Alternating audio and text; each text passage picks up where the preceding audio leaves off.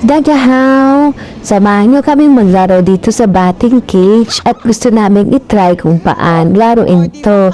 At curious nga kami dahil mga marites kaming magkakaibigan. Ayan, gusto namin try ang mga nakikita namin. Ano kayo lang? Kami din syempre. At eto na nga mga mima, tawang-tawa kami kasi ang unang sumalak, aking kaibigan. Diyan pala sa part na yan, natatawa kami sobra kasi wala man lang tumamarik isa. Pusturang-pustura pa siya sa lagay na yan. Tapos akala namin ang dali-dali lang syempre. May technique pala mga mima kung ano yung una mong pipiliin dahil first timer ka. Dapat yung medyo higher, dalawa kasi yung butas doon. Meron yung mas mababa, meron yung mas mataas. So dalawa din yung pag-i-scanan mo ng barcode doon. So, ang una namin kasing na-scan dun sa una kasi yun lang ang nakita namin dun sa unang naglaro. Which is, doon ka pala muna sa kulay green kasi yun yung pang first timer. Kasi medyo mahina pa yung pagbagsak ng bola.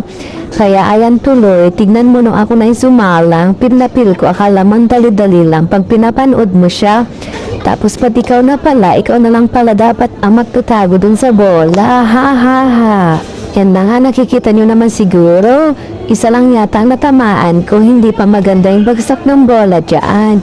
So, umulit kami dahil ayaw namin matatalo kami ng basta-basta. Kumuha ulit kami ng ticket at trinay ulit namin. Siyempre, mga marites talaga kami. Gusto talaga namin yung magaling kami lagi. Ayaw namin nagpapatalo, diba? Ganun naman dapat talaga. Try and try until you die. Stay and try until you succeed. At yung isa naming killer dyan nakasama, bulag daw siya. Tapos nung pangalawang kuha namin ng ticket, inagaw niya yung ticket ko at gusto rin daw niya itry. Ayun, hindi naman siya lugi kasi nakaapat siyang tira out of 15. Hindi na yung masama, diba? Sa susunod, babalik kami dyan, pero pro na kami.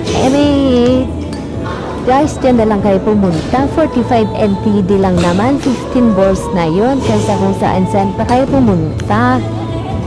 Nag-enjoy ka na, nawala pa yung stress mo, nawala rin pati naman ng bulsa mo, ha ha ha, joke. Hindi naman siguro yung kawalan, walang-wala pa yun sa isang outing nyo, kahit ulitin nyo ng 10 beses. Meron na kaming kasabay doon si Kuya. Gusto niya angkinin yung buong cage. Talagang ang tagal namin siya hinantay mga mima. Hindi ko na nga lang siya kinuhanan ng video kasi baka magalit siya. At yung mukha pa naman niya mukhang seryoso. At mukhang madami siyang problema sa mundo. Chari! So nung pangalawang try ko, ayan mga mima, medyo marami naman akong tinamaan kasi sobrang nilabas ko na rin yung sama ng loob ko dun sa bago kong katrabaho na nagmamaroon.